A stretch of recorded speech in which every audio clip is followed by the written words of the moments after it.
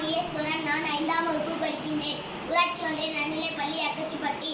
பாரதியாரின் பிறந்த நாளுக்காக அவரது கவிதைகள் கூற வந்துள்ளேன்.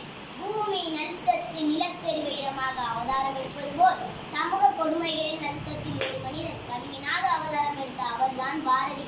பாரதி என்றால் கவிதை, கவிதை என்றால் பாரதி என்று எழுதும் அளவிற்கு வாழ்ந்து சென்றவர் பாரதி.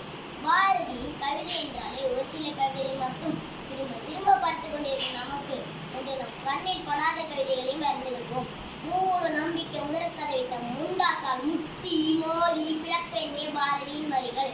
ஒன்றரை பேகலன் என்பார், அந்த மரத்தில் என்பார், அந்த குளத்தில் என்பார், துஞ்சிது முகத்தில் என்பார், மிக துயப்படுவார், எண்ணி பயப்படுவார், மந்திரவாதி என்பார், சொன்ன மாத்திரத்திலே கிளி பிடிப்பார். அடுத்து கடந்த கால கஷ்டங்களை எண்ணி கவலைப்படுவோருக்கு ஒரு அறிவுரையும் வழங்குகிறார் பாரதி. இன்று புதிதாய் பிறந்தோம் என்று நீவி என்ன மத திண்ணமுறை இசைத்து கொன்று தீமை தின்று விளையாடி இன்புற்று இருந்து வாழ்வி தீமையெல்லாம் வந்து போது திரும்பி வாரா. வாழ்க்கைக்கும் ஒரு அறிவுரை கவிதை எழுதியுள்ளார் பாரதி.